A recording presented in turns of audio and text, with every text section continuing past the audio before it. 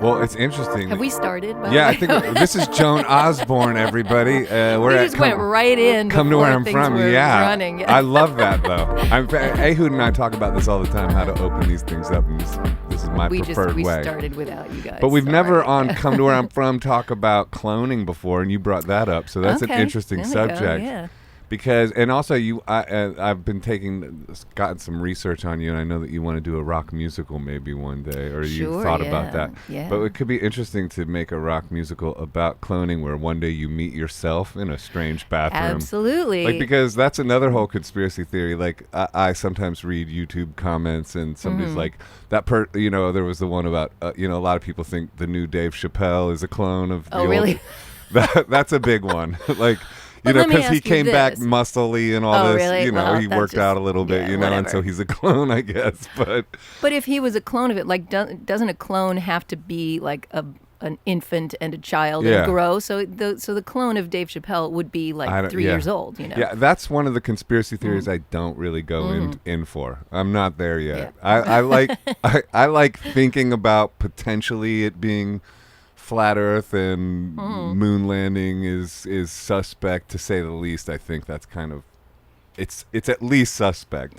It's at least that. I'm not saying it didn't happen. Sure. I'm not trying to stir up controversy, and I'm also not saying this is flat Earth. But I'm saying the moon landing is fun to think about because that's at least suspect, and flat Earth I think is fun to think about. Cloning, I'm not there yet. You're not so into that. Yeah. Not really. But it's interesting to think about in the future. You might end up meeting I feel meeting like a new Joan Osborne. Well, just given what little I know about like scientific research and stuff, it seems like the cloning thing is actually more like the scientific community has more agreement that that's like a real thing than the other stuff. But I know cloning is real. But I guess that doesn't make it much of a good conspiracy theory. No, I know cloning is real, but I'm saying that I'm not there that that's a fake Dave Chappelle. Oh, I see. That yes. I'm not there that like there's some kind of like operation taking out the real people and putting in the clones. Yeah. That's the conspiracy in that department. Yeah. But if you saw like a new Joan Osborne, what would you say to her? Like a cloned Joan. I mean, those of us who are parents, in some way, we do have clones of ourselves that we are responsible for bringing into the world. Obviously, that my daughter is not, she has only 50% of my DNA and not 100%, so she's not a clone.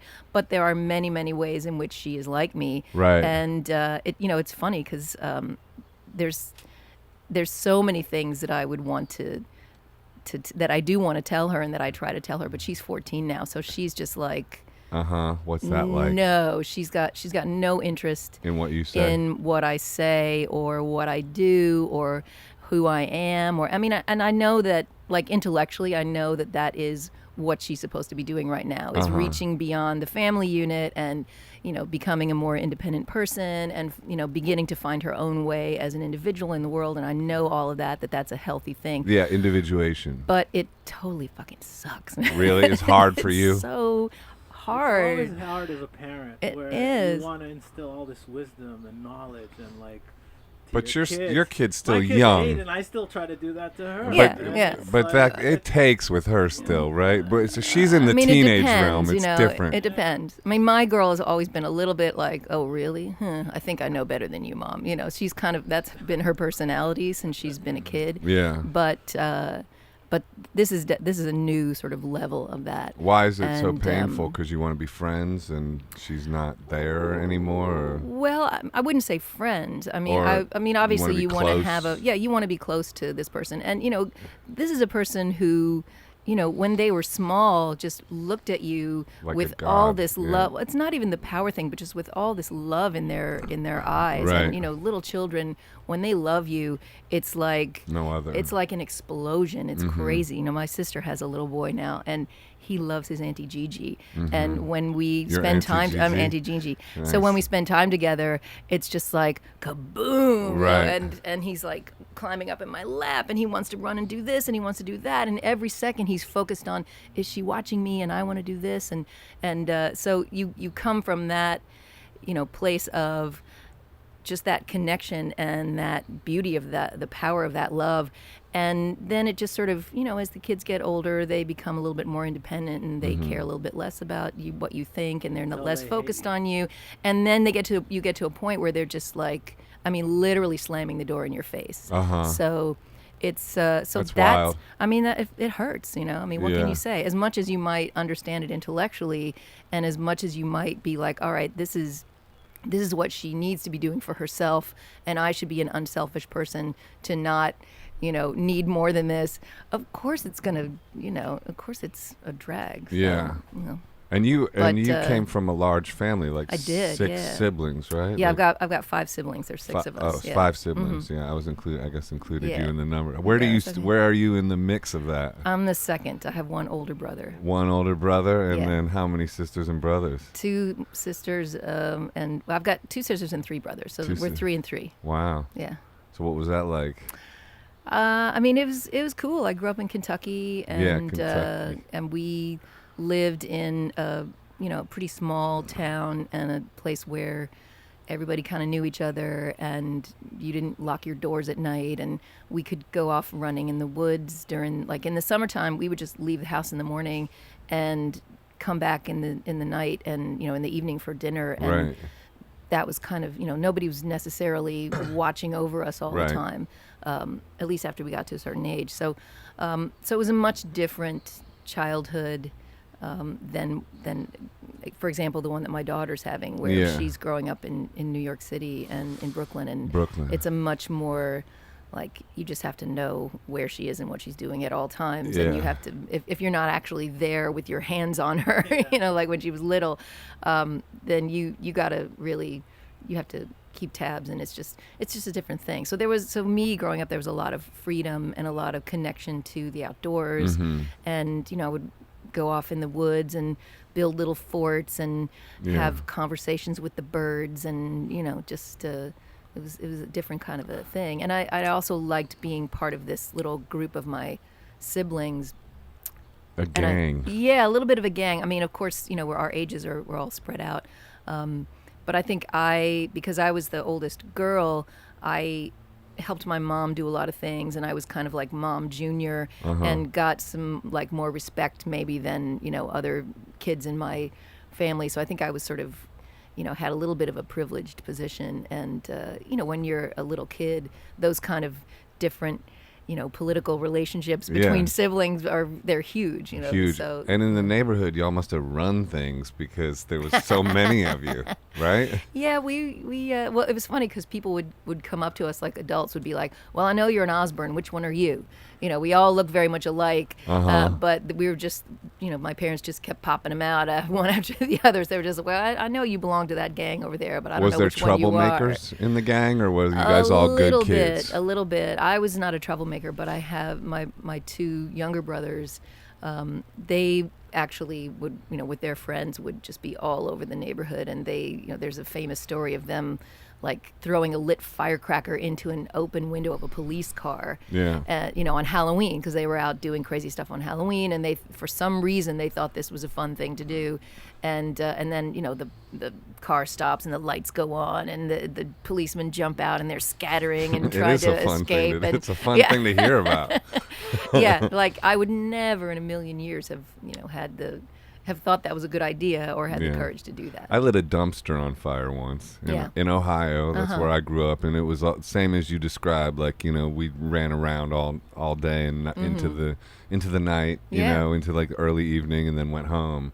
But I think that was like the times then too. Probably if you grew up in Brooklyn around then too, you probably kids ran around all the time. Yeah, I think so. Now it's just nobody does that anymore. No, people don't do that so much anymore. Yeah, which for good reason. I guess it's a shame, but I guess I don't know if it's any more of a dangerous world now than it used to be, or if we just know more about how dangerous it is. Because I remember feeling, I came to New York in the 80s, and it was a much more dangerous place then, but I always remember feeling more frightened, like being alone at night on a road in the country, because there's nobody around, and anybody could just pull up and grab you and put you in their car, and no one would know about it. So I always felt like at least there's some kind of street life, and there's people out there, and you could run into an open store or something if anything bad happened. So I always felt safer in New York, at least in that kind of way. What year did you come here? I was trying to remember that because I knew you would ask me.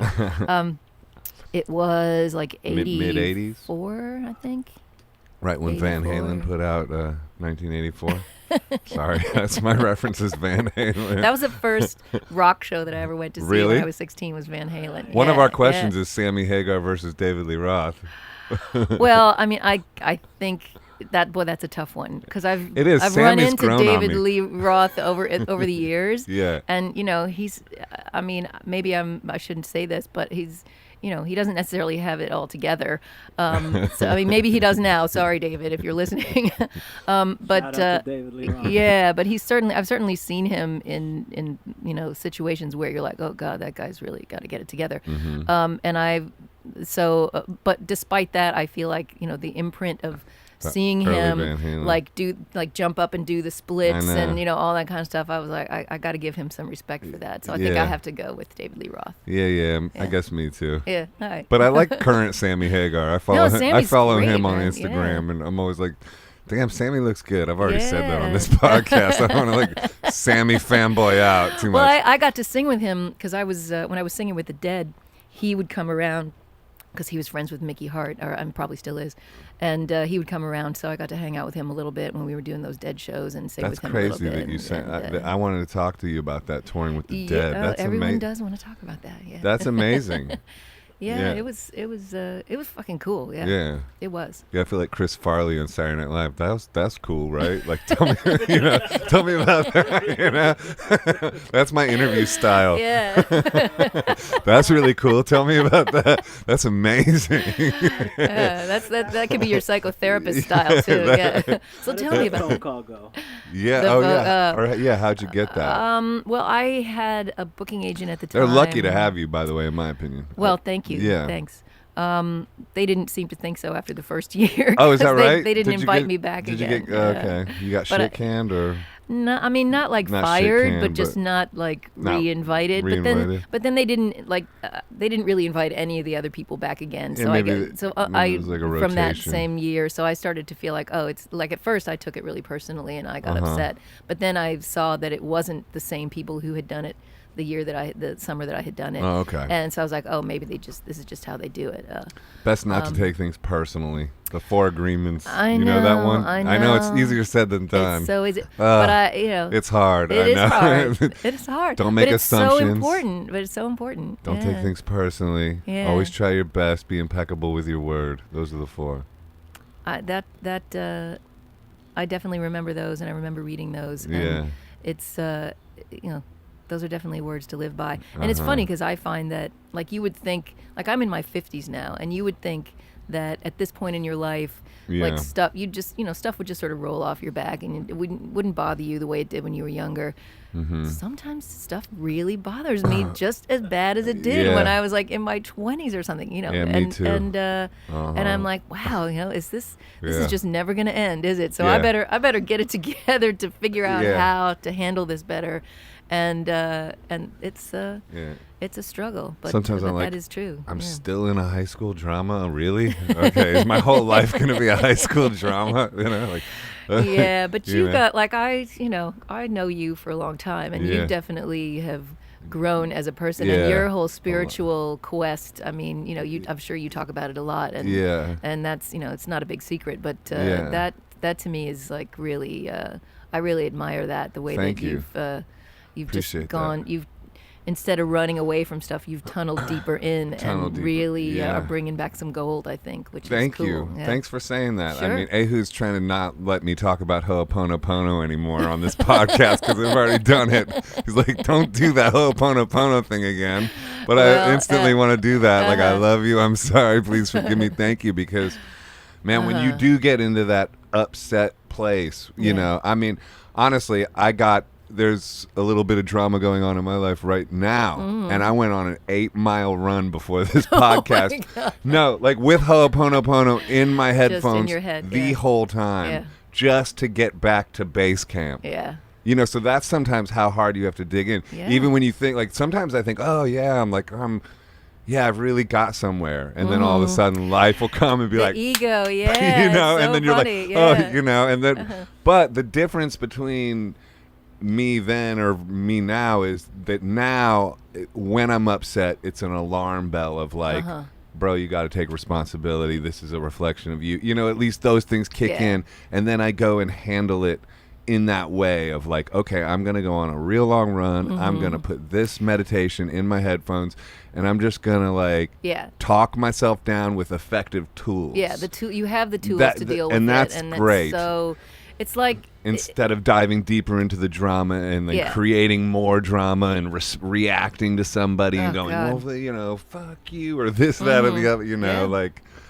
You know, because who needs that? Like, life is too short. It's so short. Oh my god. Yeah. I'm like, I'm getting to the point, and like it's summer again. I'm like, oh my god, this is great. But I know that like I'm gonna turn around and summer's gonna be over because I'm like, you know, like those scenes in the movies where the calendar pages just sort of fly off. Like that's how time feels to me right now. It's just all going so fast. Especially like with your daughter too being 14 and slamming some doors. That must bring that time thing too into like different levels. Yeah, because the person like it's funny.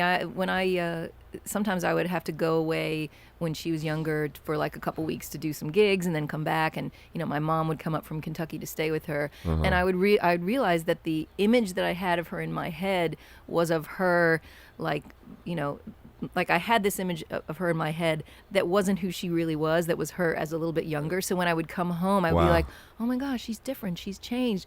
Because I still have that smaller person in my head and in my heart. Right. And it's hard as a parent to constantly be saying goodbye to that person who was and saying hello to the new person who's coming in. I mean, it's the same person. It is but interesting. you change so much when you're growing in that way. Yeah, and we change too. Like who we were then is not who we are now. It's so interesting. Like the nature of identity and like are we real or you know all that kind of stuff. Like well, I mean.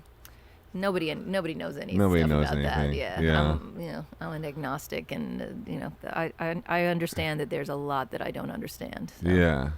Well, that's cool. So you came to New York in 1984, and you started like singing straight away, or like how'd you get into singing? No, I came. How'd you discover your voice? Well, I was going to film school. Oh, right, at NYU. Yeah. And I was studying filmmaking, and I did that for. Gosh, I mean, I kept, like, I was putting myself through school, so I kept having to stop and work a bunch of jobs and save money and then go back again. But at a certain point when I was in one of those, like, phases of not taking classes, I was living in a building over on 21st Street between First and Second Avenue. That's funny. I lived on 22nd between First and Second for I 5.5 years. visited you at your place once time. Yeah, that's so crazy. I know. We've known each other for a long time. Past time. Yeah, Righteous Love. That's we right. We worked on that. Yeah, that's some beautiful stuff. I love that record. Oh, thank you. Yeah, it's a great record. Well, that's a cool song, man, that you wrote with me. Yeah, I'm so proud of it. And I'm gonna hold you to your promise of writing another song. I would together. love to. I would We love gotta to do more than one. Like we should do a couple, you know, like because we have a good vibe when we work together. There's a thing for sure. So, all right, no, we gotta. I was gonna ask you too again. if you like can put a little vocal on one of my tracks upstairs before you go. Man. Well, I don't know about before I go, but okay. You know, or sometime. Yeah, at some point. Yeah. Yeah. That'd be awesome. What was I going to say? Oh, we were talking about New York. Oh, New York, film school. I was I was living at this place on 21st Street, and the guy in my building, it was kind of a cute guy, and I would see him in the hallway. It's always and a stuff. cute guy. I know.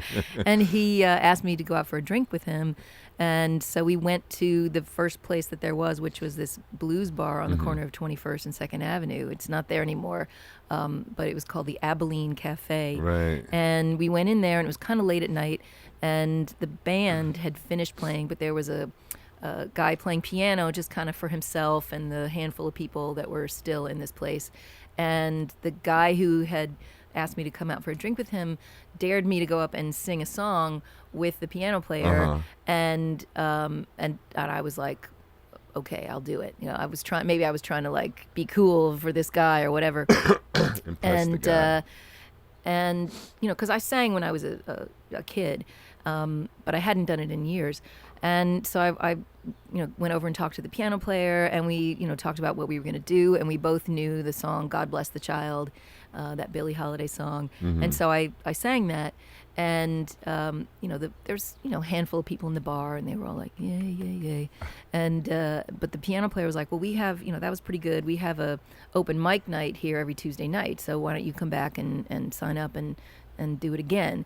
So because this place was like not even a half a block from where I was living, I started going there, and I started doing this open mic night every Tuesday night. And I think because it was a blues open mic, there was something that was so galvanizing to me about singing that kind of music, and about singing in particular, and about singing that kind of music, because I had been really steeped in this art form of film, and it's a very different thing. When you're making a film, it's a lot about technology. It's a lot about being like managing this whole crew of people. It's a lot about your intellect, and I was sort of divorced from these other aspects of myself, like my body and my, just the soul and all the places that music can touch you. Yeah. And I think there was something so galvanizing for me about standing up with a bunch of musicians around me and just singing. And there's something so immediate about it too. You're not planning for, maybe some people do this, but you're not planning for 8 months and, raising money and all this kind of stuff to have this finished product, which then goes out without you being there, and other people see it, and, maybe you get some kind of response from what they thought of it, or what, like, music is so much more immediate than that. Live music, it's like, here you are, you're doing this thing, it's coming out of your body, you're inhabiting this thing, and it's like bam. And that can be a hard thing too, because if something doesn't go right and you are sucking, it's like torture. But if it goes well, and if you feel like you're in that flow, there's just something really deep about it. So so I kind of got addicted to that, and found out about other open mic nights, and met other musicians at these open mic nights, and just sort of discovered that there was this whole music scene going on, and that was kind of my entree into doing it. It took me years to like I put a band together and started eventually started playing my own gigs, and then for years I did that, and then I went out to other towns once I had a gig, and once I had a band and a repertoire, and went out to other places like Boston and DC and Buffalo, and just anywhere within a day's drive. So it took me a long time to kind of build that up, but that's where it started, was at that open mic night. Yeah, that's interesting what you say about like film being like a performance that you then goes out without you being there. Like painting is that way. Painting is like a performance captured and then like in time, and then but you're not there. It's wild that. Recorded music is sort of that way. I guess so. Because you send it out into the world, and you don't know who it's going to impact and or how they're being impacted, and you have no control over that. And you're sort of divorced from that moment of the person connecting with your music. And it may come back to you in the future in some way. Like I now will do autograph signings after pretty much all of my shows. Yeah. And, partly it's because you sell more CDs and stuff that way, but partly it's to meet everybody and to talk to people. And you feedback. Start to get that, that like thing of people telling you what your music has meant to them. And I like that part too, to be honest. Obviously it's an ego thing, but but you need it. You do. You need a little love back if you put love out. But you also need to understand, like, if you're an artist, you need to keep that connection with why you're doing this thing, because it can be so hard. It's true. And it can be such a struggle that if you're just involved in the nuts and bolts of like, oh, I got to get this gig and I got to get there, and when's the rehearsal and who's this and that, and when's my flight, and like all that stuff, if that's your whole mindset of it and your whole experience of it, then you just get drained. You have to have that reconnection, and you have to feel some of that back to understand, like, oh yeah, there's a reason that I'm doing all this, and it's because there's people on the other end of this process that are being affected by it in a positive way. I forget who, I think it was like Rickie Lee Jones said to me at a David Bowie tribute, she was like something like, you're not there to get love from people, you're there to give, to give love to people. I think it was like that. I think she said something along those lines. But sometimes I'll have like a bad gig in my own head, and I'll go backstage and I'll be all depressed. And then if I go out and do the autograph thing or the take pictures thing, and then people are like, "Oh my God, that was amazing!" It completely flipped my perspective of it. If like just because my own brain will just like go like, Oh God, and then that's you know, like still I'm like that. Yeah, I had a gig, not 4 days ago where I came off stage and I was like, I'm quitting the business. This is crazy. What am I doing?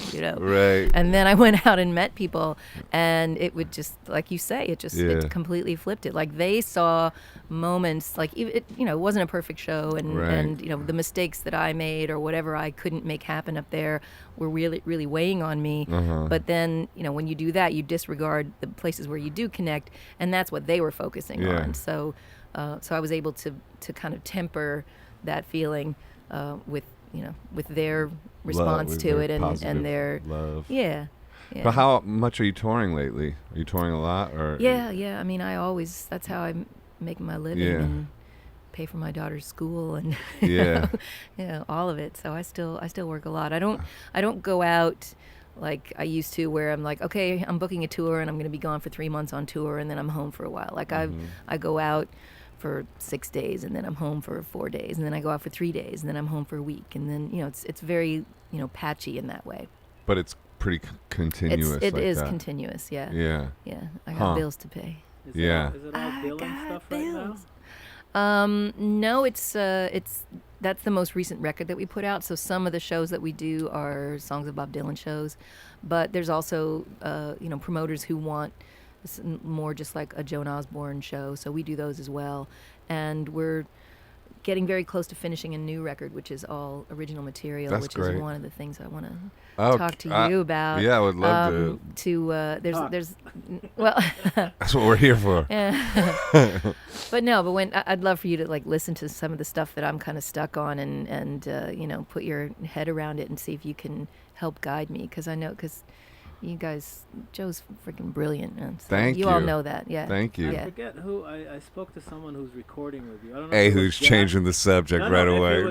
Just It might be Jack Petrocelli, yeah. And he said that you record in your own house, like you set up a studio Yeah. there. You prefer to work there. Yeah, well, it works out that way. We've got a place in Brooklyn, and it's got a basement. Pro Tools? You Oh, know. I think I've been there. Yeah, I think you have been. Early when you were building it. Yeah. Yeah. And so we've got a basement, and it's it's great because there's no noise complaints from the neighbors or anything, and so we set up a studio in there, and it's close, but the stuff that we're getting, the tracks that we're getting, have a really cool sound, and it sort of reminds me of those like 70s recordings where things are like, it's not a lot of reverb and a lot of big echoey sounds, but it's very close and tight, and it's a cool thing. So, and a lot of the music is about a lot of it is in reaction to just the reality, the political reality that we're all living in right now. And that's one of the things one of the subjects I wanted to get your take on. But for me, there's such a need to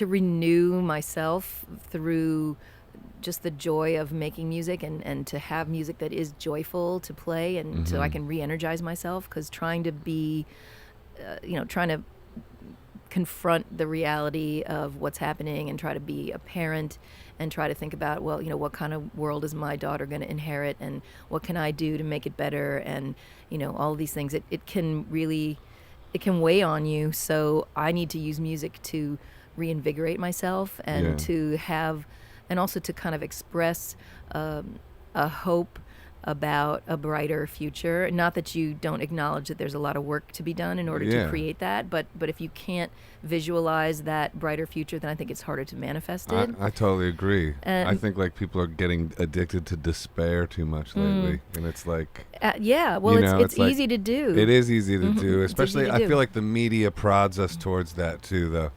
Because they work on a model of selling outrage and outrage and fear. And it's just like, not to say that this is, there's not reasons to be outraged and there absolutely are, afraid, and afraid too, yeah.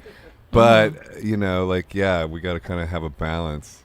Well, that's what I feel like Yeah. music's job is in this moment is to like of course, you know, you can like I've sort of never really been one to write political songs, but these new songs, some of them are, you know, expressly political, and I guess it's from doing that Bob Dylan record and seeing the way that he masterfully write songs which are political but also have this sort of mytho-poetic thing about them where they could be talking about a bunch of different things. But also resisted getting like when like people tried to like when the sort of remember like when the left tried to like co-opt him, he would resist. He'd be like, no, I'm not on your team either. And then all of a sudden he's a born again Christian and just like always like going against where you thought your expectations. Expectations, which I love about him. Yeah, well that's part of why he's a genius. But you know, I'm no Bob Dylan, but I also think that it's this is one of the things I wanted to talk to you about is like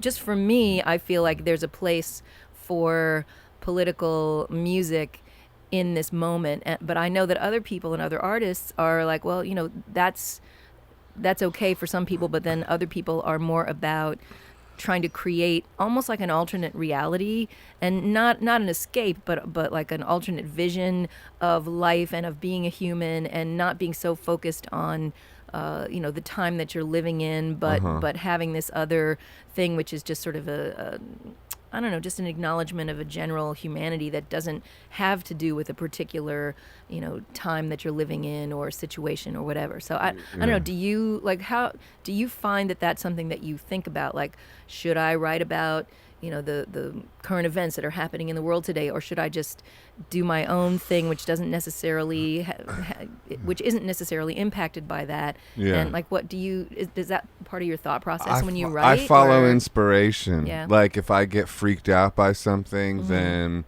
you know, when Trump was first, you know, before he was even the nominee, before he was even the nominee. Oh, really? Yeah. And I just saw some of like the rallies and the sort of like weird vibe of that freaked me out. And that was like the last political song I wrote, which was the campaign song. And it was just like, I didn't like the vibe of that. And I didn't like the sort of, so I wrote something very against, you know, against Trump. And so that was before he was even the nominee. Yeah. And I did the David Bowie tribute, did Man Who Sold the World, and I had an American flag paint, and this was also before he was a nominee, and I had an American flag, and it was painted "Fuck Trump," and I held it up at Carnegie Hall and Radio City Music Hall. Yeah. So I've taken incredible stands like that, you know, and taken a lot of heat for that. So I have certainly put my neck out there at times, and then, you know, and then more recently, I'm a little freaked out by the left, too. Like, I don't like the way they've, you know, suddenly there was all these kind of deplatformings of mostly conservative, like, people or whatever, like the Alex Joneses of the world. That, to me, seems spooky, too. Like, I started getting spooked out by that. Not that I'm a big Alex Jones supporter or even know what he talks about. Just I'm into freedom of speech. Yeah. And I think that's a slippery slope. And I was like, the whole... I don't have to agree with what you say, but I'll, you know, defend your right to say it to my death. Defend your right to say it. That's the America I grew up believing in, you know, and still do. Yeah. And then, but now recently, like even on this podcast, we had Dave Hill, who's a left, like more left side of the scope, and he's been deplatformed from Twitter. So at least they're evening it up. But, you know, like, to me, all that is very spooky, you know, so I'm having a harder time finding out really where I stand. I'm not a Trump supporter, but also Joe Biden ain't really flipping my switch either. So, you know, I'm a little like apolitical at the moment, which is odd because I'm not afraid to take a stand and take the heat for it, but I'm not really super into either vibe at the moment, you know. And so I'm kind of just stepping back and going like, okay, let me check this out, you know, and see what it is. But if I get a real inspiration to write a political song, I will. Yeah. You know, and I'll take a stand, and I might be wrong. I might not be right, but I'll at least be honest with where I'm at the time. Yeah. So that's my philosophy with it. Okay. you know.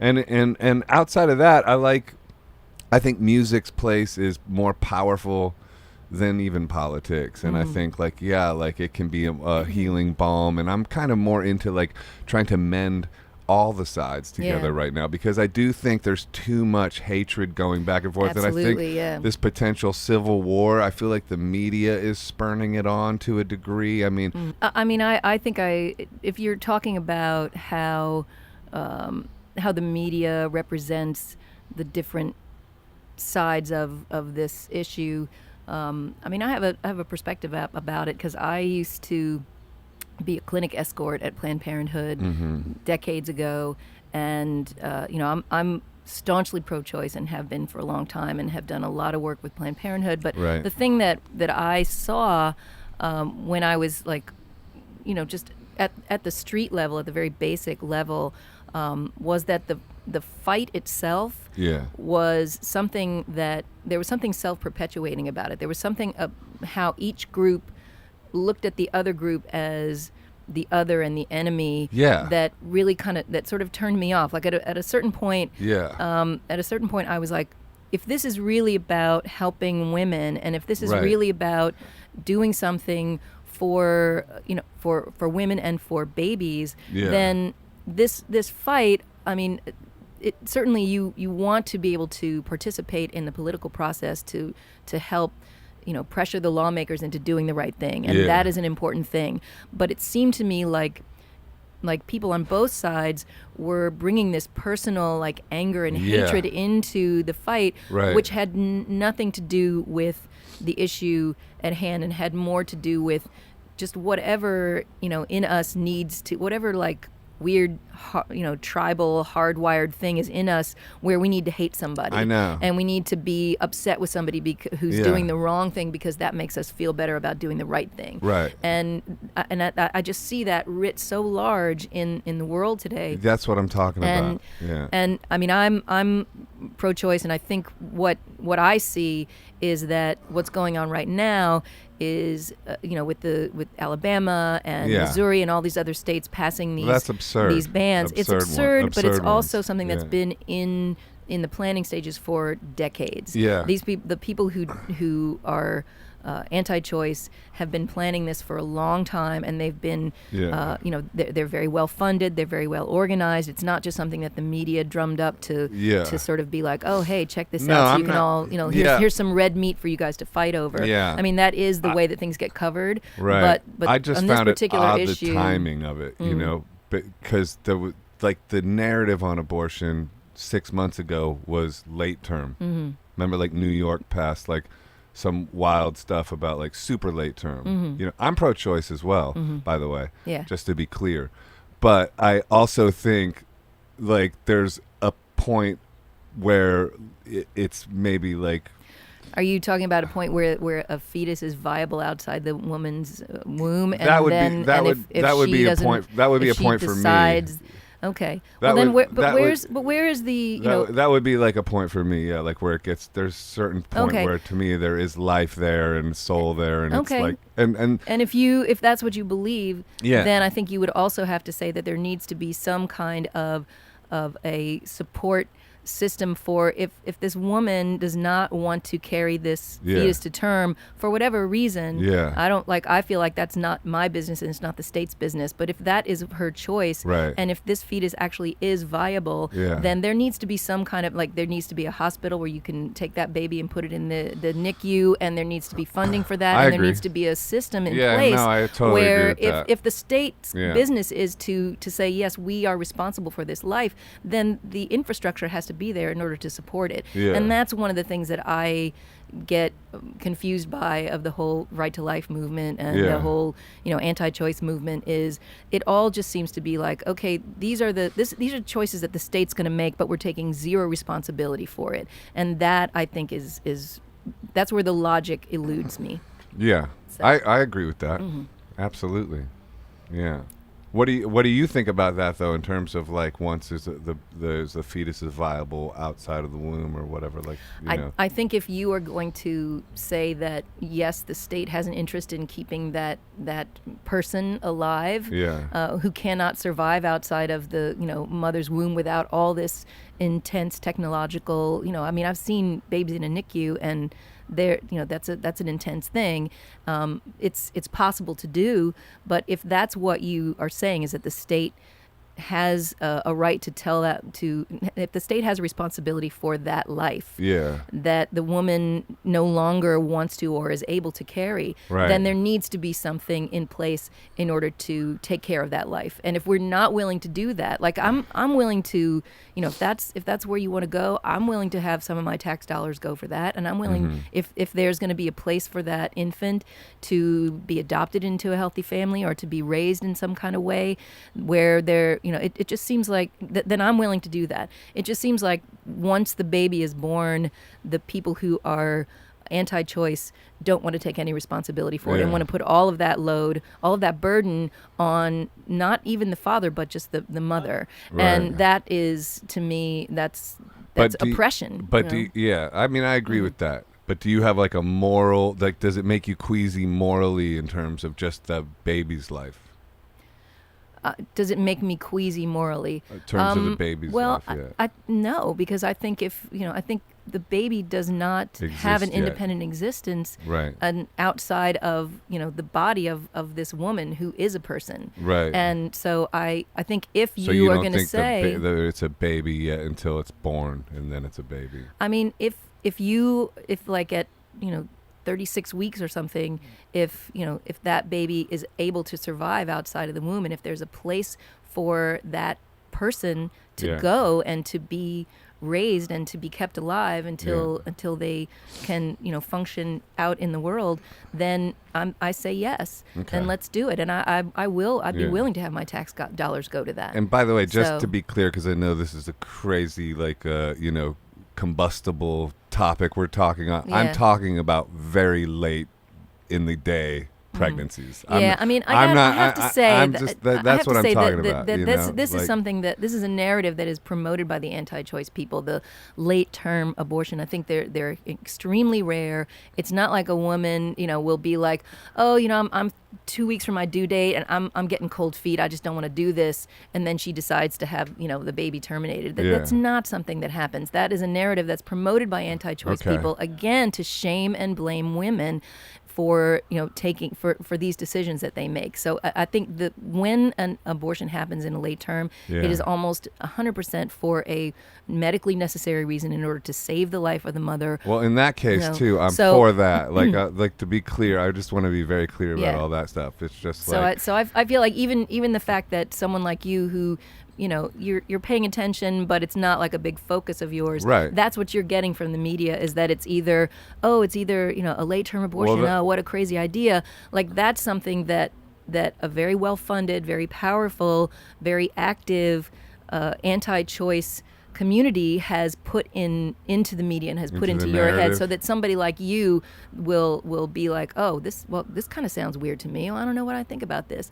When in reality, that situation that you're talking about is extremely rare, and it's almost only ever happens because of the mother's life being in danger, and because a physician is like, you cannot bring this baby to term. Well, in that case, I'm obviously again, I'm pro-choice, so I'm not speaking from the opposite side of you necessarily, but you're interviewing me and you want to know what I think about stuff, so I understand where the question comes from. Yeah, and I'm also exploring what I think about stuff through talking to you, and you are educating me, so I appreciate it. Sure.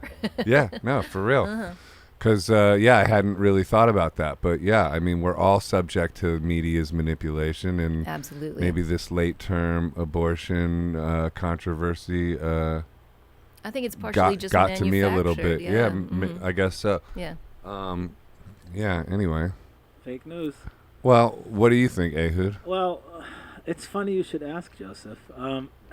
I think you and I were having this discussion where I said, in terms of rape and incest. Well, I obviously or that or is anything like absurd that. to me. Like is that. I said most abortions, when somebody after a traumatic event like that, they know right away they don't want to have the baby. Yeah. And it's instant. It's Yeah. not like it doesn't go 8 months and then they decide, oh, I changed my mind, and that doesn't really happen. And I felt like what you said, if the states sort of force people to have the babies. Well, that's crazy. I know, but Yeah. let's say that happens, there should at least be something in place where, okay, I'll have the baby, but I don't want to keep it, and I want to, and then there should be a system where it goes to adoption, because a lot of people are looking to adopt babies, but I'm not. But I'm even all so, for the early that's like- early abortion should be legal, and if someone doesn't want to have and I have a daughter too, and when all that was going on in the media, we were walking home past the courthouse, Yeah. and there were all those demonstrations. You and your daughter. Yeah, and Carmen was like, "Daddy, what's that?" And I said, "Well, Carmen,"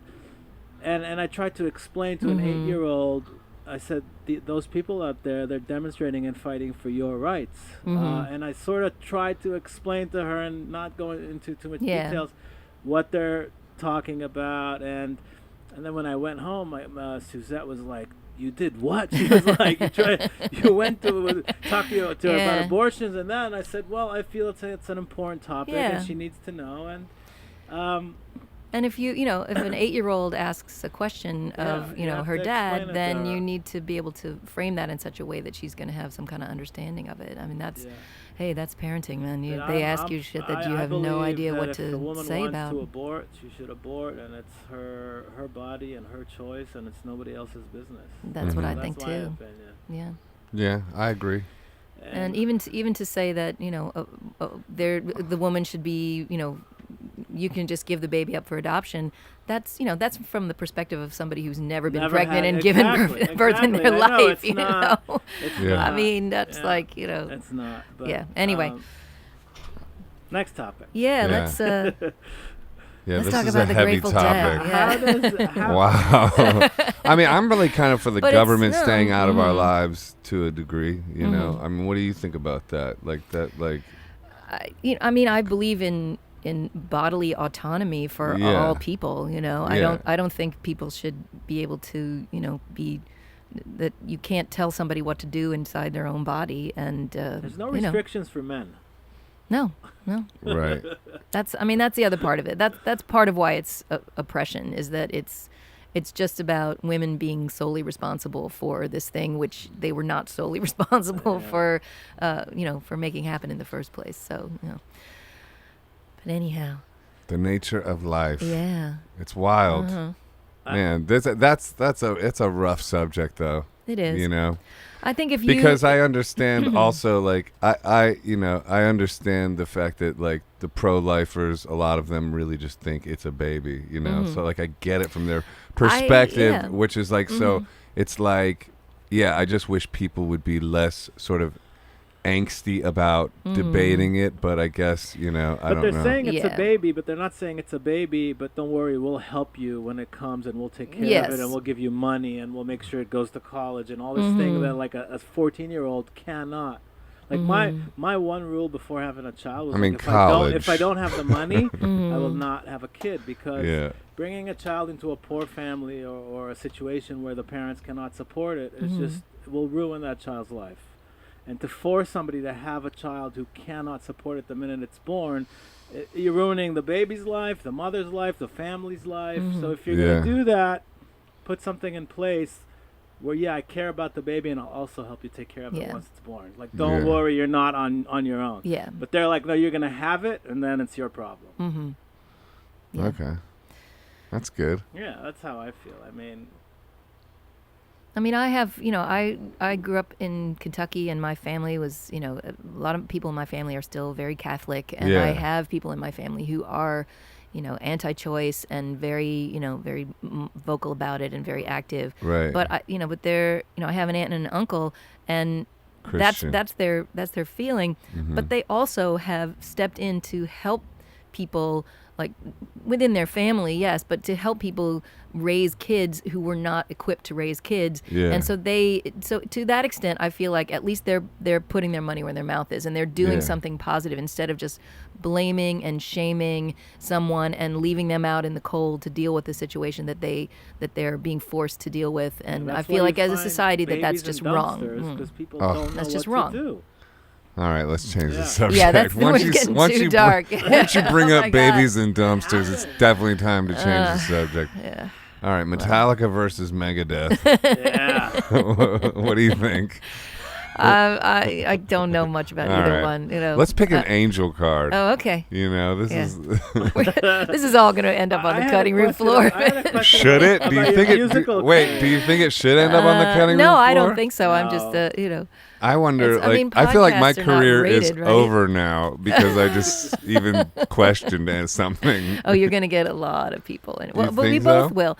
Well, I mean, I got death threats when "What If God Was One of Us" came out because people knew that I was pro-choice and they thought that I was singing a song that was, blasphemous, and people were picketing outside my shows and all this stuff. It just I believe you're in gonna upset somebody. God. I believe in a creator. But when you guys are talking about pro-choice and all the points you're bringing up, it does make sense to me. It's like, okay, I get that. It's just I get queasy about the super late term. That to me seems like bonkers. But like you said, if that's super rare, think it's so and rare, in the cases think, and in the cases of a if it's a life-threatening situation, of course. So I would anyway. Was that like a phase, the death threats? Did it eventually go away? It did, yeah. How did you react to that? It gave me a little bit of pause, and then I was just like, you know what? Screw those people. I mean, I'm not going to stop. How many what am I death gonna threats? do? Was it a lot or was it a few? This was before email, right? This was before email. So they were letters. Letters. Yes, they were physical letters. Where did they mail them to? They mailed them to the record company or my management office or something, and nobody read them before they gave them to me, and I was just like, It was because you were introducing the concept of God being us, like you being God. That was the thing, probably. Yeah, well, not me being God, but or just for me it was all it was people being part of God, and that's there are religious traditions, Buddhism and all that is part of their doctrine, is that we are all part of God and we are all holy. I think that's what Jesus was talking about, was that I you think are so God, too. and he was just being an example of that. I think so too, and I think he was also talking about like this story of the Good Samaritan. You talk about as you treat the lowest of mine is the same way you treat me. Right. And I think there's the song can be read in that way as well, as just what if God was a slob and a stranger on the bus, and what would you do then, and what do you do when you're faced with God's creations all the time, who have fallen through the cracks of society and need your help. Yeah. I mean, if what you care about is life, there are so many ways that you can help people who are alive, and there are so many ways that you can there's so many people who need help, and there are so many children that need help, there are so many infants that need help. There are ways that you can help if that's what you believe. And I think do I again, this is another part of this feeling of always sort of falling short. I believe that, and I believe in life, and I believe in helping all kinds of people who have fallen in between the cracks. I do some stuff for them, and I do benefits, and I tithe certain amounts of money and stuff, but I don't spend my whole life I walk past somebody who's in the street, and if I don't have any change on me, or if I just, I'm not going to stop and talk to that person and bring him home to my house and give him a shower, and that might be a little I don't dangerous. Do that, But do you talk to them and acknowledge them ever? Sometimes I do, and me sometimes I too. don't. Sometimes I just walk right on past. Yeah, of course, but but as long as you do it sometimes, I mean, I think that there's I think there's reasonable amounts of things we can do that, like where you don't have to put your life out of balance or at risk, and you can still, I find if I give $1 or a couple bucks or something to somebody who's homeless, and say God bless you, and like look them in the eyes and just acknowledge their being, they light up, because that's what they need more, almost as much as anything. It's just acknowledgement that they exist, because they become invisible and people just tend to ignore them, and that's a form of torture.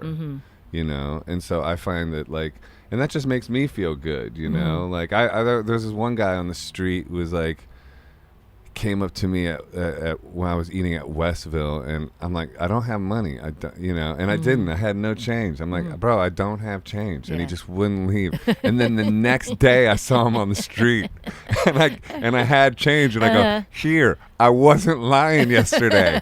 And we had such a fun moment. Like he just smiled, and I was like, I told you I wasn't lying.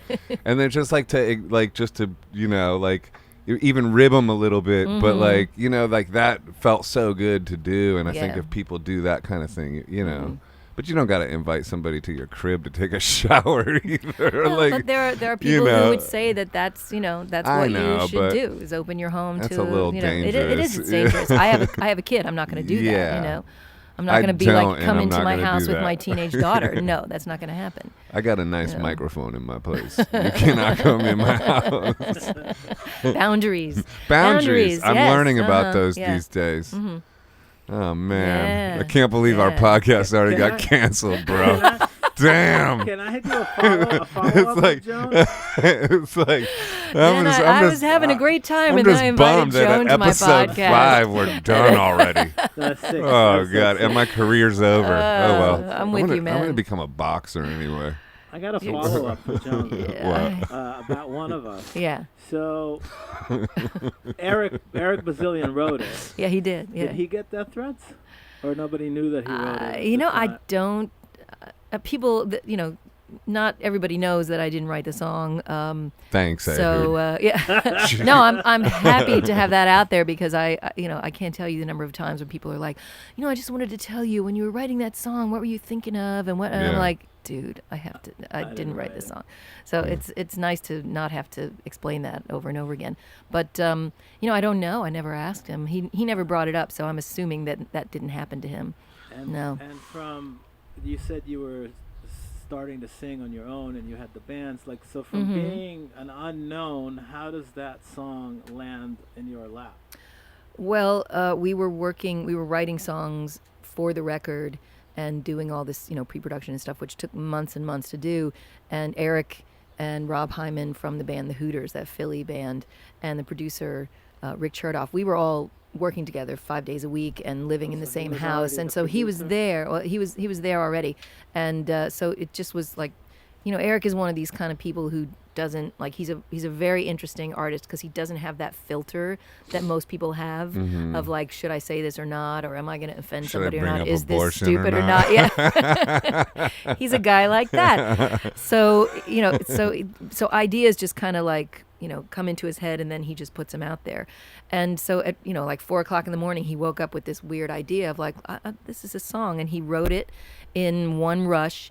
In his mind, he had the guy from Crash Test Dummies singing it. Yeah, Roberts. The guy with the really low voice. What if God was one? That's how he heard it in his head, and so he brought it in to say, check this song out that I wrote in the middle of the night. And the producer Rick was like, I think you should give that song to Joan, because maybe that's going to be better. And I was like, oh, all right, I'll try it.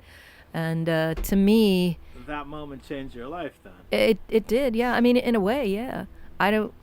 I feel like I would still be doing music if I hadn't had a hit song. And who knows what, I might be even doing better. Who knows? But you never can tell. Yeah. But it definitely changed my life, yeah. Pick a card. Do you want to pick a card on helium, Joan? Sure. Hold on, don't read it yet. Okay. I'll be helium J instead of helium G. Okay. I'll go some. I know helium G. Oh, you do? Okay. Yeah. A little bit anyway. I got some random questions for you. Okay. Do you know how to change a flat tire? I've never had to, but I bet I could figure it out if I needed to. Cats or dogs? Both. Ozzy or Ronnie James Dio? That's a tough one, isn't it? It's tough. They're both great singers. I mean, I think I probably just know so much more about Ozzy because everybody thinks that I'm his daughter.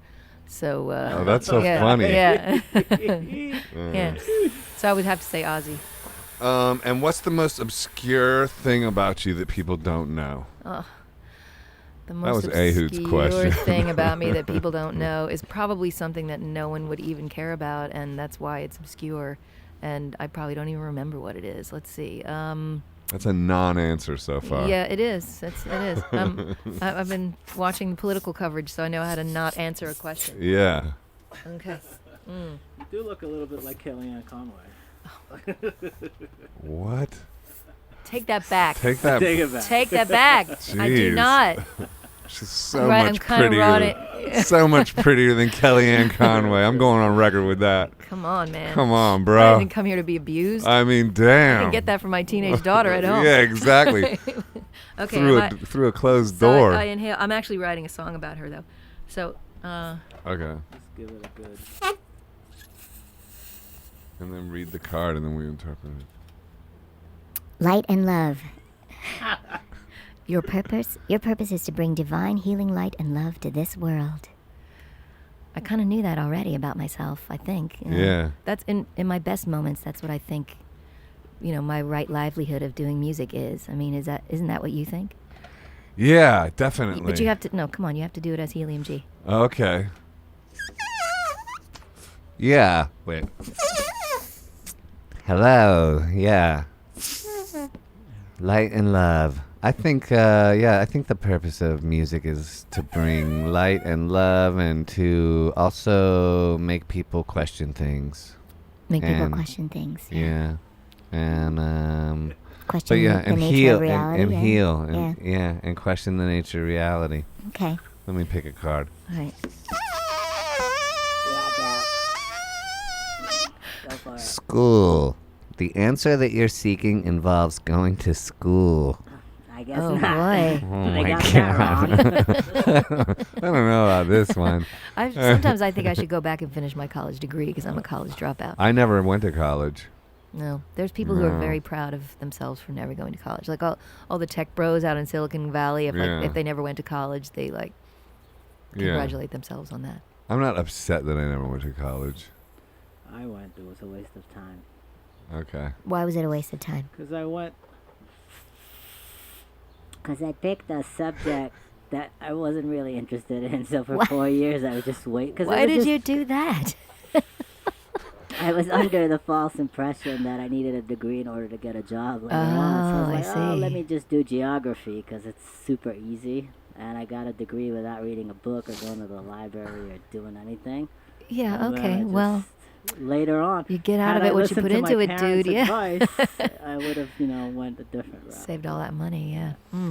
What's your card say? Okay. It's the same card I got last time. Freedom. You're free to do what you choose. On We need point. a, we need a On new deep. we Well, need that's a You new need deep, to man. check. shuffle. So- You need to shuffle. Well, so let's take that. So if you are indeed free to do whatever you choose, Uh-huh. what are you not doing now that you could be doing, thinking that you're not free to do it? Oh, That's a tough one. I have an answer for that. Okay. But you Is don't it- want is to. it You don't something want to say wanna it share? publicly. All right, I'll give it to to Joe then. What are you free to do that you should be doing, but you're being held back from, thinking that you're not free? I guess immediately I would say being a stand-up comedian. Ooh, That's what I would like to be. ooh. I would like to do that. And I'd like to be a boxer too, but and I'm doing that, but Yeah, like you're, also like, training I and- train really yeah. hard with that, and because I it's such a passion of mine, but I feel like a little long in the tooth to actually enter into a competitive space with it. Yeah, and you might not want your My- face to get all bashed Yeah, up either. and yeah. I do spar, and I do get Uh-huh. hit in the face sometimes, and that's not exactly the fun part of Oh. it. But stand-up comedian, I Uh-huh. would like to do that. What about you? Gosh, I think I would like to take 2 years off and just like go away somewhere and not even like I love doing music and I know it's a privilege and an honor and I know Oh, I I should be feel you. super grateful to do it. Yeah. But there's times when I just feel like I just want to go away and just be somebody else for a little while. Yeah. Just because life is short, and Absolutely. who knows what other adventure I might fall into, or what other part of my being might be able to blossom. Yeah. Because this other thing has been put on the shelf for a while. It's not like I would never come back to it. Yeah. But that's what I am free to do, even though I don't do it. My answer is what she said. Oh, take 2 years off? Just, you know, quit the business. If you didn't have all the You wouldn't. the You'd quit the podcast. No, but it's We're gonna get canceled anyway after this one. So being able to travel and just go somewhere and just not have to worry about your kids and your work and just go. Really, because I see you as like enjoying that stuff so much. You seem to, and you're so passionate about it. Like randomly, I can't just go to Thailand for 2 weeks right now if I wanted. Thailand? Who said something about Thailand? I'm just saying, that's controversial. I would love to do, or just go wherever. Just sometimes you can't. Yeah. Yeah. Or even just stay home. I mean, that for me would be great, to be able to stay home with my kid. Yeah. And just be with her, as as uncomfortable as that might be in certain ways. I'm still so connected to her, and when I have to go away for work, I feel bad about that. I feel bereft.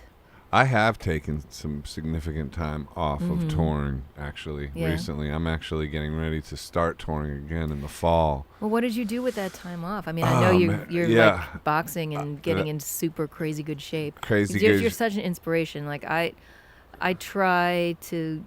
Well, anyway, that's some bullshit. I don't do nearly as much as I should to be in shape. There's another way I'm falling short, by the way. Yeah. I should I stop watch beating yourself up. Okay, that's a good idea. You know what I mean? I'll take that suggestion. Yeah. Yeah, like you're too hard on yourself. Yeah. It's like none of us are perfect. Yeah. I mean, I've just lost half my fan base bringing up abortion, for instance. I mean, it's like, it's like, it's like. But see, you forgive yourself for not being perfect. I'm trying. That's what I'll have to take a long nap after this, but I have to master that. Yeah. Yeah.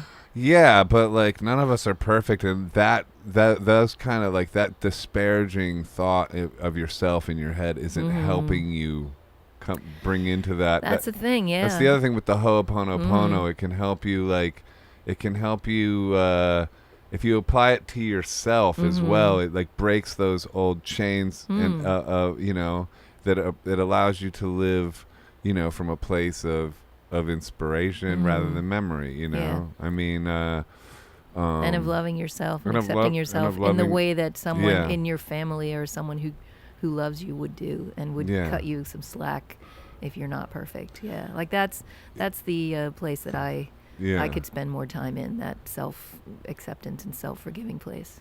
Yeah, sure. and maybe that 2 years off would allow me to do that. Yeah, or maybe it's just and also it's like just simple habits, like in terms of like I think a lot of times people psych themselves out, like in terms of getting into shape, man. If you just get up in the morning first thing and push yourself a little bit and go run for a mile, that makes such a huge difference. That's like a 10-minute run, and you just breathe in air. For you, that's 10 minutes. For me, that's like 7 minutes. Yeah.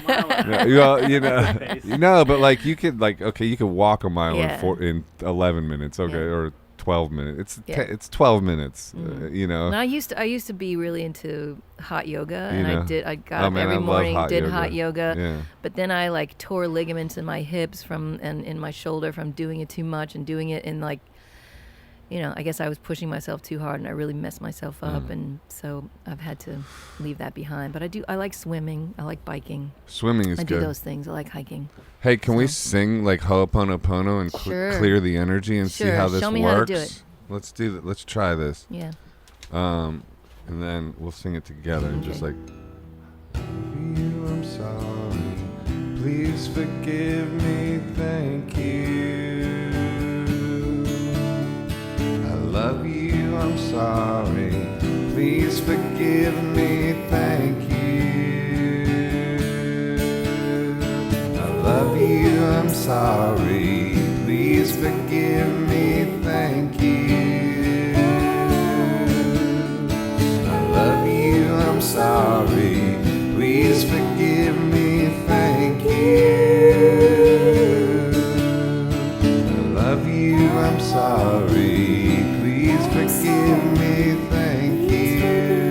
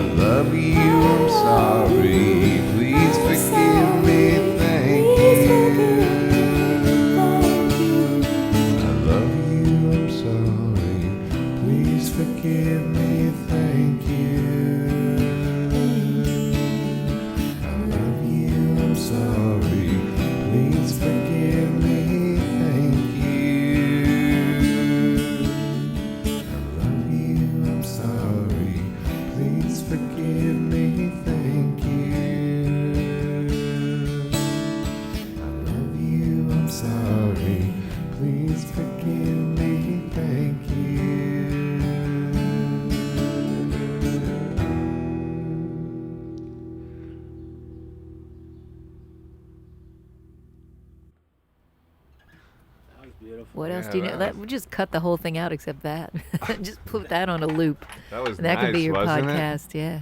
Yeah. Well, hopefully, hopefully that discussion isn't too.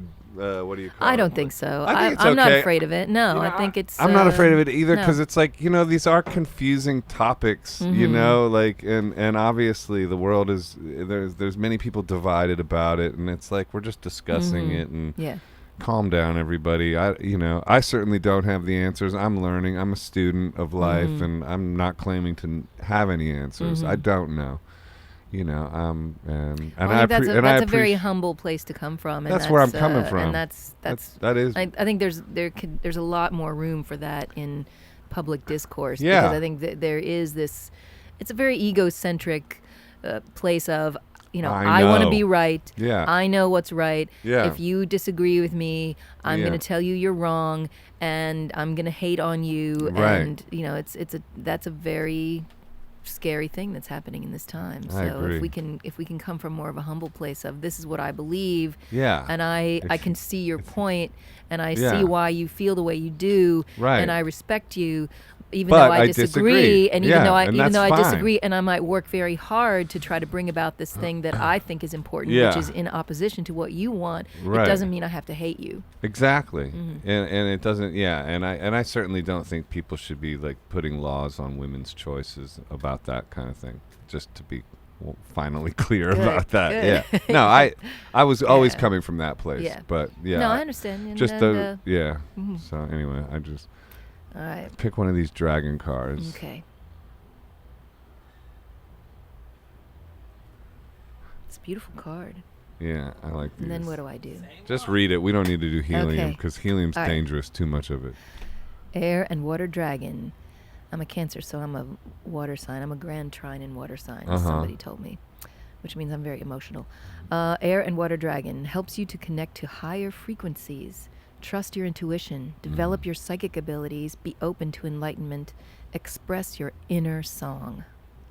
Wow. Wow. On Okay, point. then. That's on point. What's that mean to you? Well, I mean, I'm going to look at that last sentence, Yeah. express your inner song. That's an obvious Right after thing we just of sang what I that. yeah, too. of what Yeah. I just want to question myself to make sure that I am expressing my inner song and that I'm going deep enough in my music to really get to Your inner song. the place that's hard to reach and maybe scary and going deep enough, because that's that's our job as artists, is to kind of lay that on the line. Be open to enlightenment, develop your psychic abilities, trust your intuition. Yeah. I mean, I think for me that's a directive to not get too in my head, because that's one thing that that's a habit that I have, is to get lost in my intellect, because I have ever since I was little, everybody's told me I was smart, and which is it's wonderful, but I think I grabbed onto that so tightly that I let that sort of define me in a way that cut off some avenues to other parts of myself. And like we were talking about, of how music really galvanized me when I first started to do it, I think that's been my tool to connect to the other parts of me and not just go from my head all the time. So I think those 3 sentences, that's what that means to me.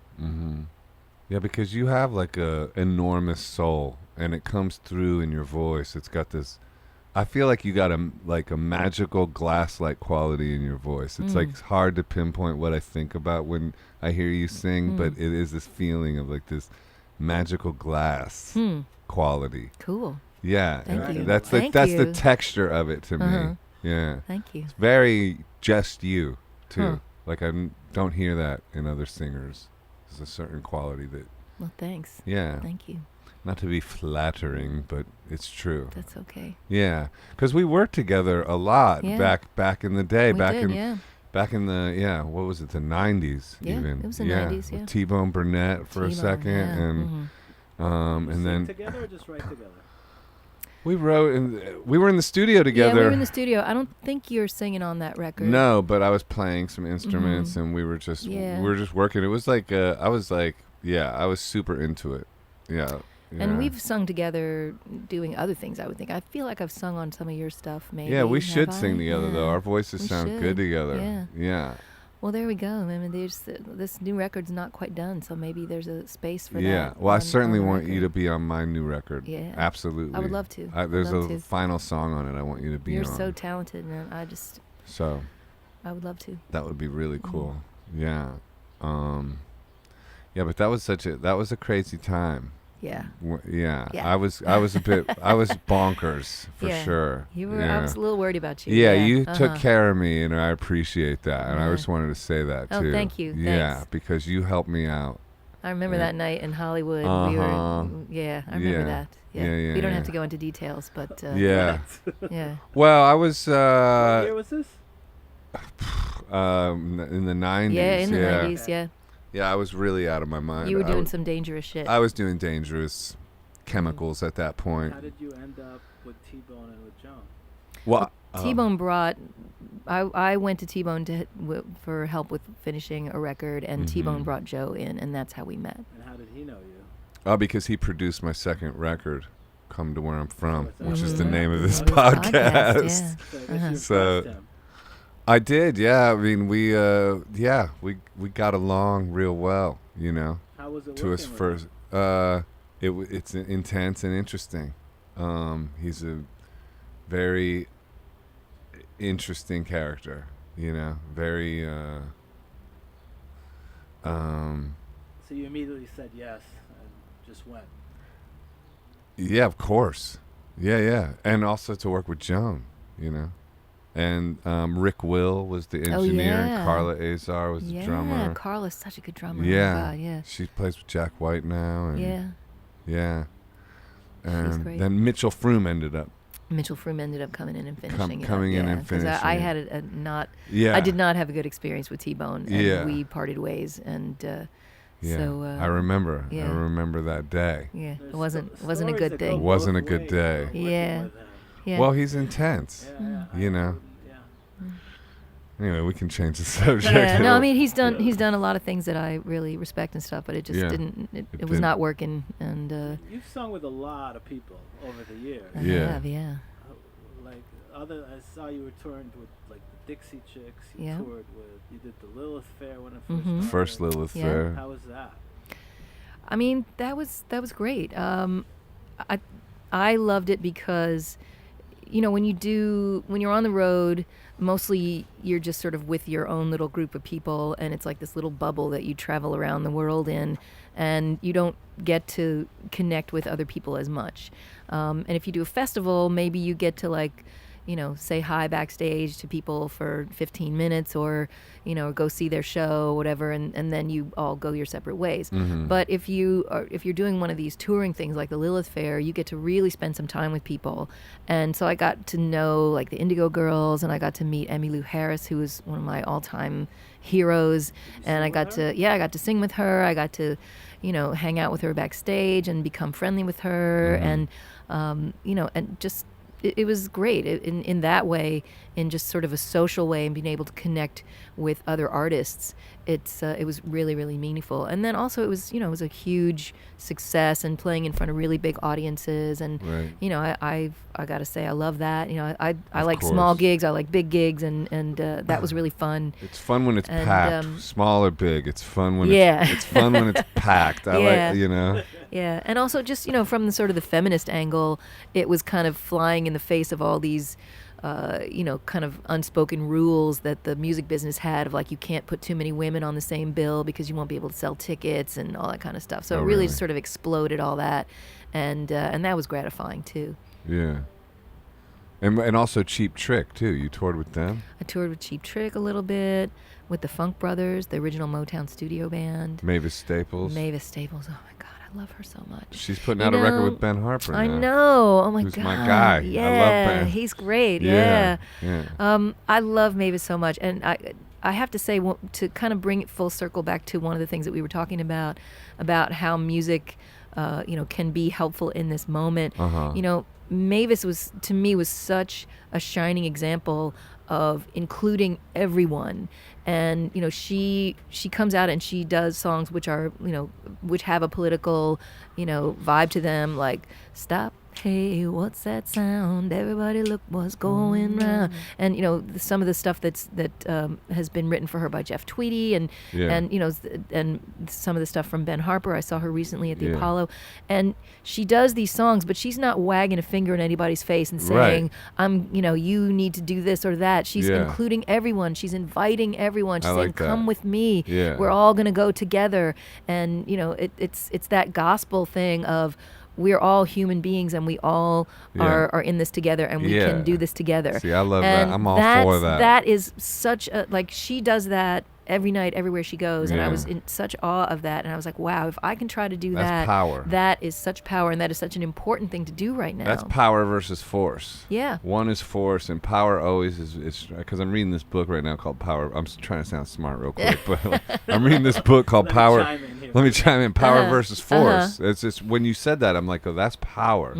Like including everybody, and just that's like, versus force is like, you're wrong. Like, I'm going to force you to do what I want you to do because I know what's right and you don't, versus here's where we're all at.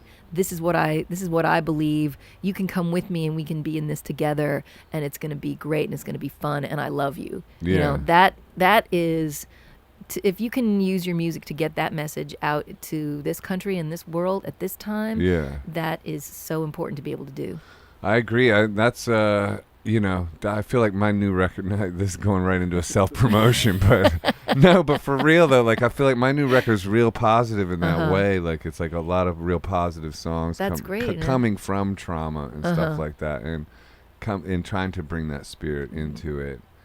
People need that too. People need to be healed by it because, you and me are privileged. Absolutely. But there's people who are getting damaged in right now, and so we need to do our part to heal people too. Yeah, I guess people would say like some people would think that kind of philosophy is a cop out, and like there's more, But I feel like the more people they're having this internal anger, and it's kind of like they're bringing up their internal anger, and it's manifesting through these like public.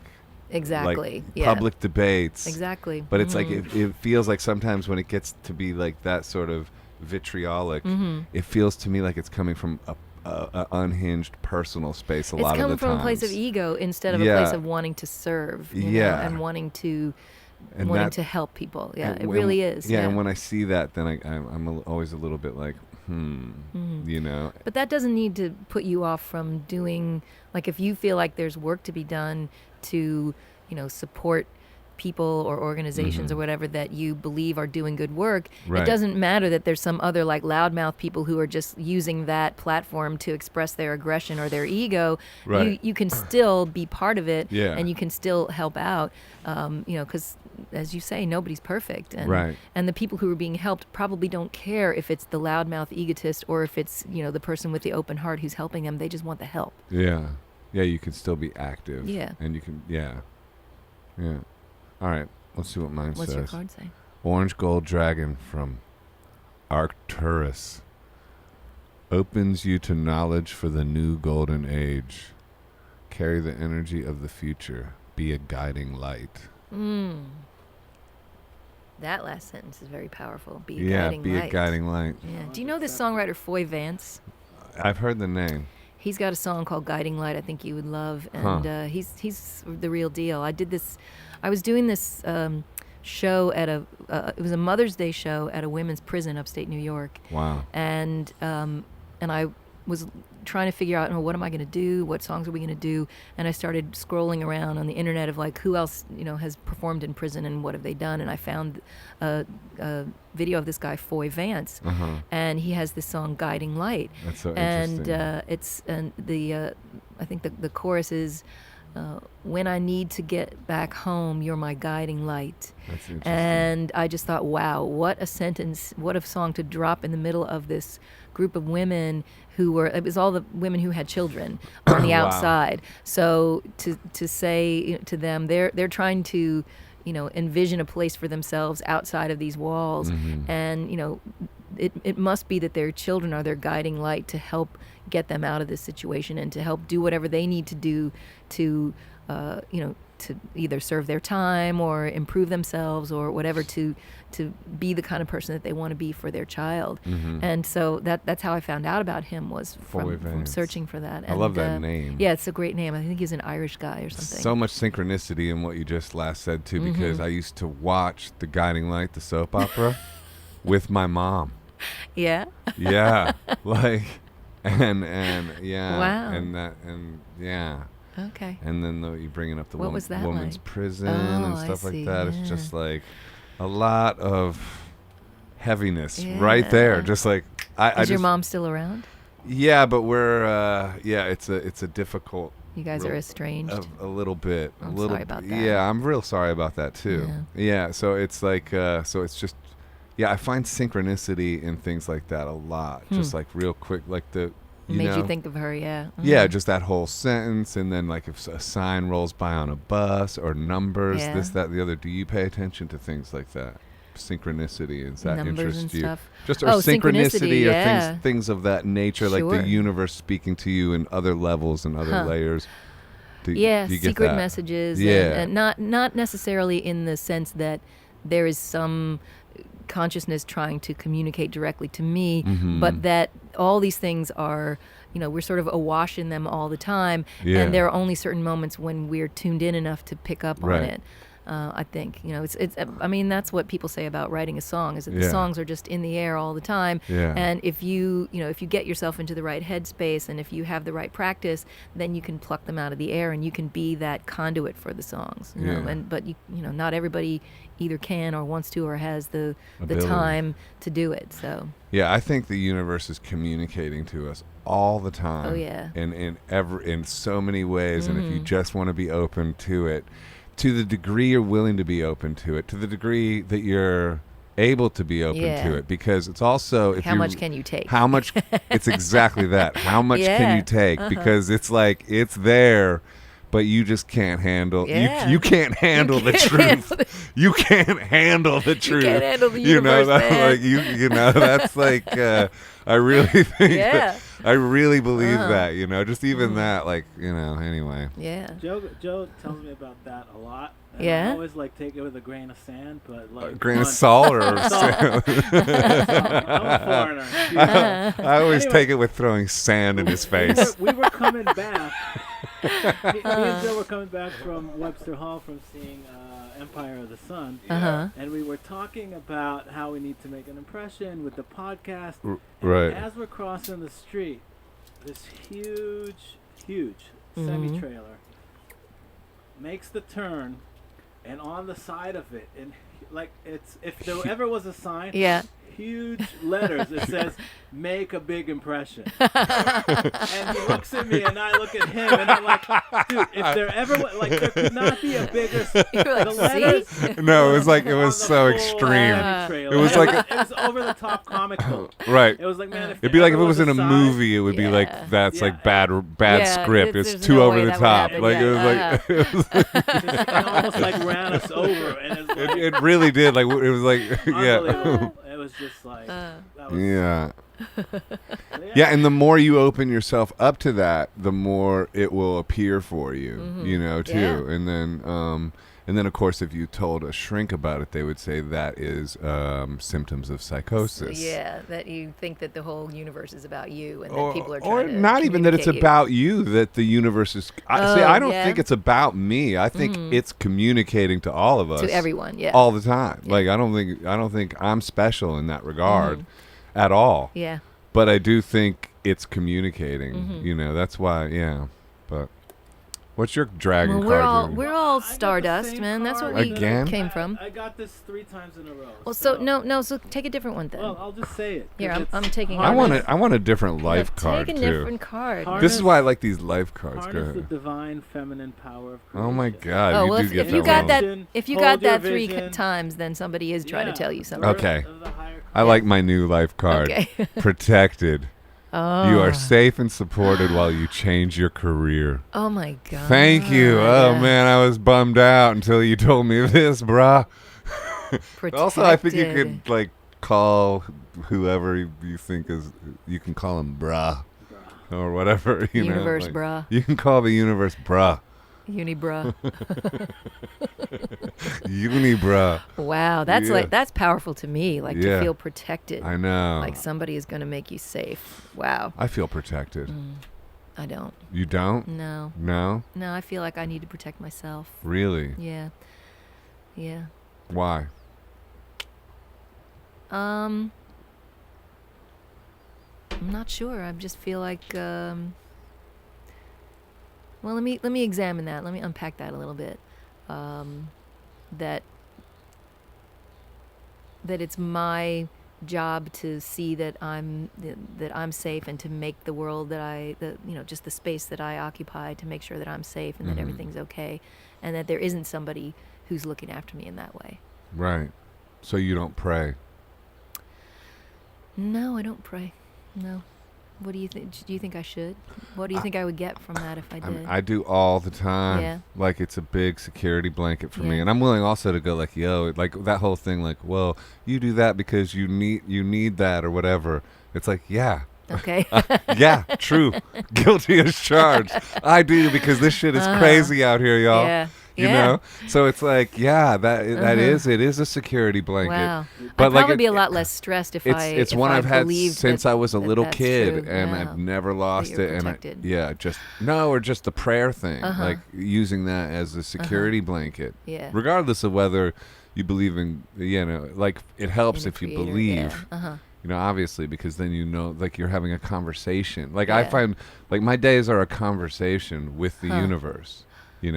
That's how I frame my days, and then that makes them magical and seem like gifts and fun. That's fantastic. Yeah. Yeah. I'm glad you told me that. I think it's fun. I think it's way more fun to believe than not to believe. Yeah. And even for that reason, I like to believe because it's just more fun. Yeah. It's a gas that you're playing with somebody the whole time. Yeah. You're never alone. Thanks for saying that. I like that. Thank you. Yeah. Yeah. I'm gonna try it. No. You want to sing "Knock Knock Knocking on Heaven's Door"? Not really. I mean, I thought we were just gonna talk. Yeah, so let's I didn't talk. like warm up or anything. No. I was but singing it before you came Yeah. in here. I love that song, but Yeah. I want to sing with you some more. But we don't have to. Let's talk. How did the Dylan stuff come about? And I know you tour as a trio with you and Jack, but you And also Keith had Cotton, some big shows with a lot of big guests like Robert Randolph Yep. and Anders Osborne. How did that all come to be? Well, it came about because for a long time I've had in the back of my mind to try to do something that Ella Fitzgerald did in the late 50s and early 60s. She put out a series of songbook albums, and each album was dedicated to a particular songwriter, like Cole Porter and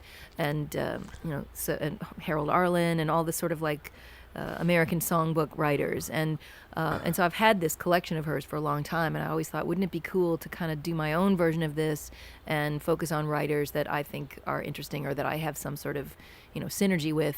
And so we got a call to do a residency at this place, the Cafe Carlisle uptown, and it's like a cabaret room, and I didn't want to go in there and just do my regular show. And I also didn't want to go in there and try to pretend like I'm a cabaret singer and do, Cole Porter songs myself, because I just didn't feel like that was authentic to me. Right. Maybe someday I will, but I thought maybe this is the perfect chance to try this idea out. So we did a 2-week residency, and we did nothing but Bob Dylan songs, and it went over really well, and the audiences liked it, and the critics were very kind, and so we thought, all right, we should record this, and that's where the record came from. And we're actually probably going to do another residency there in February, and I'm thinking about should I pick another writer and do volume 2? Leonard Cohen. I was thinking Leonard Cohen. I was also thought thinking of that. Lou Reed, but I know you've done a Lou Reed record. Lou would be great for you to do, though. Yeah, I mean, 'cause- any record that you or I would do of Lou Reed man. stuff would be very different. Yeah. I know there needs to be more Lou Reed Yeah. tribute albums. Are you Yeah. kidding? I Yeah. love Lou Reed. You know, He's so great. I know you have a history with him. I have loved him. very. Yeah, I love him. I only still. ran into him a few times, but they were pretty memorable times. Yeah. Talk about synchronicity. I had to like move out of Brooklyn suddenly, and I asked my great friend. I don't know if I want to reveal where I live. Actually, I think Your it's great friend. Just be vague. Yeah, just a Well, neighborhood. Well, okay. Well, let's put it this way. We're at a club. We're filming a podcast right now in a basement of a club called Coney Island Baby, which is a song. Lou Reed song. It's Yes. a Lou Reed song, and then like if you go to the bathroom, there's a big picture. There's a big, Lou is right there, and it's just like Lou is all over the place still, and Looking after you. and winking at Yeah. me. To me, it's like it's that kind of stuff. But yeah, I think you doing Lou would be great. And Leonard Cohen, I was thinking when I was listening to your Bob Dylan album, which also then put in my mind like, yeah, there's a different, and this is going to sound like flattery again, but there's a difference between like, this is the first time I had this thought was listening to your Bob Dylan album. And I consider myself to be this too, but I never thought about it listening to myself. But then I lumped myself after I thought of this when I was listening to you. I was like, yeah, I'm like that too. And it was that some people do covers and then some people do interpretations. I feel like you are doing interpretations, like, which I think is like a level over covers because it's like you're taking possession of them and making them your own. Like when you do like Everybody Must Get Stoned, A Rainy Day Woman, 35.269, whatever that song is called. Everybody Must Get Stoned. You're doing it and it's like you bring in a different emotion to it. Like to me, then it all of a sudden ain't about smoking weed anymore when you do it. Yeah, that's part of my thought process of when I want to do a cover of anybody really is to try to forget what they did with it, and because if you're just going to do what they did with it already, then what's the point? Yeah. So you want to agree. try to find the place where the song and your voice and your artistry meet in a way that it really blossoms and brings out different facets of the song than maybe other versions already have. So that's really what I wanted to do with the Dylan stuff, and anytime I do a cover really is to allow people to experience the song in a fresh way and maybe even understand something new about it. Yeah, totally. Absolutely. What's your favorite cover song to sing? What's the ultimate song for you? Oh God, well that's impossible to answer. There's just too many great songs. I don't have to pick just one. No. Yeah. What are the two favorite songs? You struck out with that conversation, bro. Come on. Dude, normally you're killing it, but that one... No, you can't pick just one, But so like, and this was on Womanly Hip, right? Womanly Hips. Yeah. Womanly Hips, right? Womanly Hips. Womanly Hips Records. And Womanly Hips Record, which is your own label, and it started in the 90s. Yeah, that was the first. So that's when I first put out recorded music was on the Womanly Hips label, and then I sort of revamped it because the people at 30 Tigers. Who they like release it and do all the sort of getting it into places where it is. Label, right? They're a good label. But it's actually officially it's on Womanly Hips Records and being distributed by 30 Tigers. That's great. So, yeah. So you were early out in the day with like starting your own label, like one of the. I mean, I guess it just. Not it wasn't many people like were doing it then. It wasn't like anybody was knocking on my door saying, "Oh, we really want to put out a record by you." I was like, "Well, fans really want." Like we would go to these gigs in Burlington, Vermont, or Boston, or wherever, and people would be like, at the end would be like, "Where can I get your album?" And I was like, "I don't have one." So I was like, "Oh, I better get it together." And so we started. So we recorded a live show and put it out, and I needed a name for the record label, and I always thought Womanly Hips would be a good, because I have those, so I figured I got to celebrate them. Celebrate them, and also it's like indicative of creation. Yeah, all good things come from Womanly Hips. Hell yeah. Hell yeah, I concur. That's where you came, baby. That's where you came from. And where? No. Yeah. What else do we got going on here? I don't mean to be looking at the time, but what time is it? What time is it? Yeah. 2 o'clock. Okay. How long have we been going for? We've been going for 2 hours. 2 hours? Well, a while. Yeah, so that's like, so I guess it's time to wrap it Yeah, up. we have been going for 2 hours. Yeah. This is the longest one so far. Really? Okay. Yeah, That's good. most of them have been 90 minutes, if that. So, What's Well, how should we wrap it up then? Yeah, let's wrap what it are up. your next tour dates, or what do you want to yeah, promote next? yeah, promote. Well, So- Joan is doing the last ever show at City Winery in New York, I July am. 31st. Oh, really? yeah, the City Winery in its Congratulations. current location at That's Varick huge. Street Yeah. is the big last deal. show. The last show at that location is July 31st, and because we played the very first show there, they had us come back and do the last show. That's great. I So, didn't know you yeah. played the first show Yeah, there. we played opening night there, New Year's Eve. That's incredible. Yeah, Wow. Well, congratulations. Thank you. That's Thanks. a big deal because that's been a institution in New York City. Yeah, and all around the country now too. Michael's got all these clubs Yeah. everywhere, and it's a great place, for artists like you and me and singer songwriters, and it's become a real. It's almost like you can do a whole tour just of doing city wineries, and I guess even Yeah. like Joan Armour Trading even did that or something. So Yeah. You have any guests? She's my nemesis in the record bins, Joan. Joan Armour Trading Yeah, because you guys are right next to J-A-R. Like, she's always right there, Yeah. like always covering up my records. Always a bigger artist. Damn it, Joan. But she's awesome. No, yeah. she's awesome. Yeah, totally. Yeah. Yeah. Well, that's cool. Yeah, we were planning on having Michael Dorff on the podcast, hopefully, who Yeah. runs it, and Shlomo, who books it. Shout out Michael Dorff. Shout out Shlomo. Hi, Shlo. Hi, Michael. Yeah. So that's Great cool. guys. July Yeah, 31st. July 31st That's at it. City Winery in New York. Yeah. And also playing a bunch of other shows. We're playing. This let's see. This Saturday we're playing at a casino in North Las Vegas, and then next Vegas. Vegas, and next Friday we're going to be playing in Plymouth, Massachusetts, and it's going to be a really cool show because not only is it us doing our regular show, but we've got some friends there. This all-female heavy metal band called Flight of Fire, and we met them recently on this Melissa Etheridge cruise, and they're great. They